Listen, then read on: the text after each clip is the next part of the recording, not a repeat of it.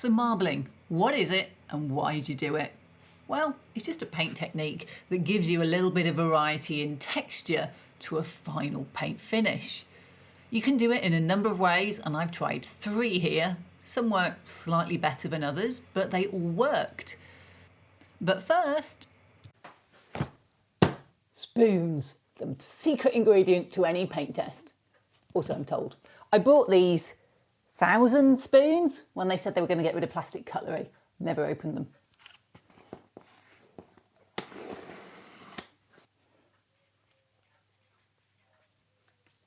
For all of you who have no idea what cling film is, it's saran wrap in a lot of the world. Don't ask me why. I presume it's the trade name for it or something. Paint won't stick to these though. They're shiny, so I'm just going to go over every one of them with some sandpaper. It's about 800. Time to paint. I've got an airbrush booth and I'm spraying lacquers for this. I suspect it will work with any paint, but I've only tried it with lacquers because that's what I airbrush. Word of warning though, if you are going to use lacquers, please wear a mask and vent externally. They do stink out your house otherwise. So first up, primer. To make sure my paint sticks, I'm using a primer. This is Mr. Colour, Mr. Surfacer, so it gives a nice smooth base. Always important to prime if you're going onto a shiny plastic like this. It's accepted wisdom that you spray metallics over a gloss black. I've had great success with gloss brown, gloss red, just something a little different, and the colour shows through into the final result, especially good with golds, those two. But for this, I am following it and I'm going with all clad gloss black. So on to the marbling, method 1. There's 2 main ways it appears to do marbling. First, you put something like this air booth filter material. Actually, this one wasn't as good, but I have a second airbrush booth filter that is from an old airbrush booth that I got rid of, and I never found this. And this one worked a lot better because it's just a bit denser and you can make a bigger piece out of it, which makes it easier to stretch over your spoon. Once you have your filter material, whatever it is, secure it in place with something like masking tape or a clip, and then you're ready to paint. Now for this first experiment, I actually used white rather than silver. This is Mr. Colour Gloss White. I let it dry so I wouldn't smudge it. It does not take long. And then I just took off the filter material. I suspect if you're going to do a big mech or something that you're going to go through a lot of filter material. But it's quite easy to get off. You do need to go through and pick any hairs out, as some do get trapped by the paint. The second method is cling film, and you'll see this all over the internet if you Google marbling Gundam or something like that. It's actually a really simple method to do. You basically spray a heavy coat of, in this case, gloss white, and then you put cling film over it. It sucks in slightly and starts to distort, and you can just tamp down any areas which aren't quite looking as you want them. Perhaps it hasn't clung enough there, and then you just rip it off like a bandage. So on to the third method, and I made this one up. I thought if you can use cling film, I wonder if you can use foil. The idea is you're going to scuff that top surface by making it stick to something. So maybe crumpled foil could give you just a different, closer, slightly different style. I mean, if you're using this for sci-fi, it doesn't have to look like a marble piece of rock. It can just look like a nice technique. So that's what I did. Now you can stop at black and white, but it's normal to put on a candy colour. This adds more depth. It can be any colour you like, and here I'm using an SMS Clear Aqua. The point of a candy colour is basically a clear paint, and you can see all your beautiful marbling through it, but it gives a little bit more depth to that candy coat. Now at this point, I was really happy, and for this candy coat I actually put about 50% lacquer thinner in so it didn't go on as thickly because I wanted it to be quite a light colour, because you might have noticed there were 6 spoons and I wanted to try another technique on top of these and on the black spoons, and this is where it all went wrong. First, my airbrush clogged. Then I started with the foil next. I know it's method 3, but hey, I was going back along the spoons the other way, and I just used normal all-clad silver. I had my doubts, which is why I'd done the white first. It's a thicker paint, and I thought I'll get my technique working with that. But no, it just didn't work. It just scuffed it, broke it, didn't really work. So plain all-clad metallic, not really doing much. This is a testing video though, and the whole point is it doesn't always work. You try new things, they often fail. So I sprayed it with some lacquer thinner just to see whether that helped. I mean, it's a really interesting texture now, but it got rid of most of the silver, putting the lacquer over the top. You kind of lose the shine.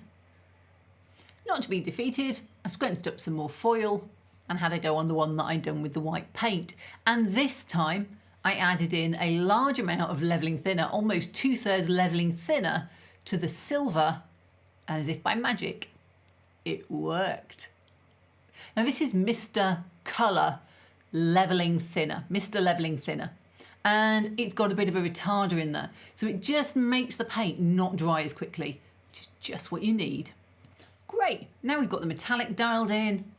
Let's try the cling film again, this time just over the plain black spoon. So put a nice thick coat of silver on. Put the cling film on. You can see the paint's really thin here. It's almost too thin. So when I put it on, there's no real silver colour. When you compare that to the white, it's just not enough. So I think the moral of the story is you need to experiment how much levelling thinner you put in, and it depends what metallic you're using.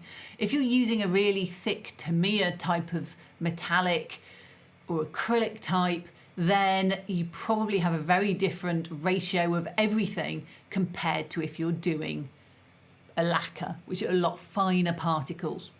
But not to worry, as you can see here, just put a second coat on.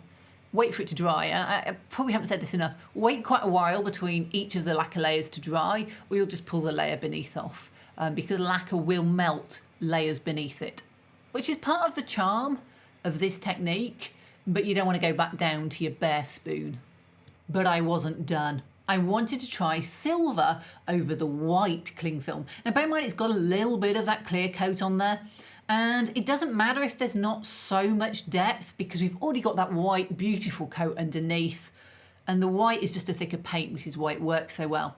So here we go, cling film off, even more depth. And finally the filter again.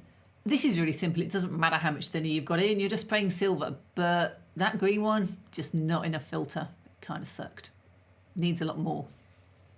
However, I put more of the blue filter that's much denser over that first spoon, which had the white and candy colour on, and then I sprayed that with silver. Doesn't really matter about the thinner level, and you just get this amazing effect. Finally, I put a couple of coats of full strength candy colour on top, and this SMS comes ready thin, so I just sprayed it straight out of the bottle. So the bit you've all been waiting for, the results.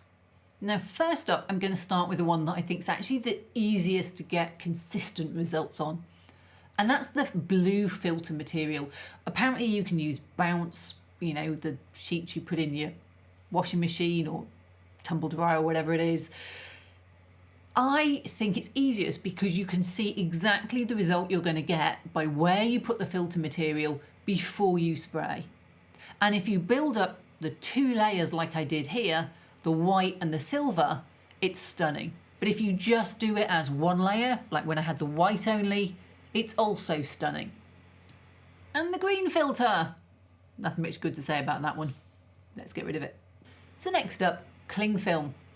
This doesn't look that good, and I do think it would have been better if I'd got the first coat of silver on the right level. But even when I did it with a second coat over the top, I've still got quite dark black bits, and I'm not a huge fan of them. I don't feel you get the reflection of the candy coat as much as you could. Now for some effects, people will really like those darker patches, but for me, I felt they were a little bit overpowering, even with two silver coats. Having said that, I think if I got my silver right, it would have turned out more like this. This is the white, then the silver. It has huge depth. I really like the way it looks, but it would take a long time to do a whole Gundam or whatever it is that you're painting this way, because you've got to put down a white coat, a candy coat, and then a silver coat and another candy coat. It takes time to build the layers up. but it's much finer than you will get with just cling film on its own. I felt of all of them, the cling film was most left to chance. How will the cling film fall? Will it be too much? Will it take off too little? And probably practice would help with that. It also gives bigger wrinkles than the other methods, which if you're doing a scale item, that does become important. Now this was my first failed foil one. You know, the one with the single coat of silver, and it just was the wrong silver. It just dried too quickly and I scuffed it and it looked awful. Then I sprayed it with thinner and I scuffed it again with the crumpled foil and I got this. I really like this. It's nice and fine, which is important to me. I don't know I'd be able to repeat it, but I'm sure you probably could do something similar if you had two airbrushes set up, one with silver paint and one with thinner in. Or perhaps just if I'd done thinner right from the outset, I could have achieved this, because the one thing I do think about this marbling technique is it comes out nice and fine. And if you don't like it, you can keep going over it until you get the result you do like. And finally, the double foil. Now that first white and green coat was stunning, and with another layer of silver over the top, it becomes a lot finer. I really like this because for me, of all of them, this comes out with something that looks a little bit more sci-fi. But to be honest, I could live with any of the ones that have had two applications on, just because they have so much depth. But your mileage will vary. You will be looking for something different to me in your marbling. And all I can say is go practice, go get some spoons and go see what suits you. You might get the cling film to go really fine. You may want big black marks because you're doing something where you want a more of a tiger effect than a fine stippling. It will be different depending what it is that you're actually painting, the scale of it and just whatever colourways. Different candy colours will have different effects. So go experiment, go have fun, and let me know which is your favourite in the comments below. So I hope you found this really useful, and if you experiment in marbling, please just tell me how it goes. Remember, subscribe, hit the bell button, support me on Patreon or as a YouTube channel member if you feel so inclined, but otherwise, don't worry, just enjoy the video. See you next time.